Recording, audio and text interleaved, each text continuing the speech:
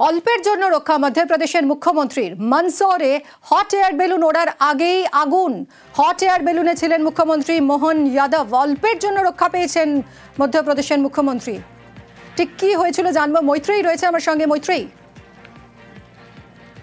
মন্দসৌরের একটি রিসর্ট এলাকায়, মধ্যপ্রদেশের মন্দসৌরে একটি রিসর্টে হট এয়ার বেলুন ফেস্টিভ্যালের আয়োজন হয়েছিল এবং সেই ফেস্টিভ্যালেই যোগ দিয়েছিলেন মধ্যপ্রদেশের মুখ্যমন্ত্রী মোহন যাদব। এবং তিনি যখন হট এয়ার বেলুনে ছিলেন, সেই হট এয়ার বেলুনে আগুন লেগে যায় এবং অতি দ্রুত সেই হট এয়ার বেলুনকে নিচে নামানো হয় এবং অল্পের জন্য রক্ষা পেয়েছেন মোহন যাদব। তিনি এখন সুস্থ আছেন বলেই মধ্যপ্রদেশ প্রশাসনের তরফ থেকে জানানো হয়েছে। এবং কি কারণে এই আগুনটা লেগে গেল এবং সেখানে নিরাপত্তার কোনো গাফিলতি ছিল কিনা এবং থাকলেও সেটার পেছনে দায় কার, এই সমস্ত বিষয়ে তদন্ত করে দেখা হচ্ছে।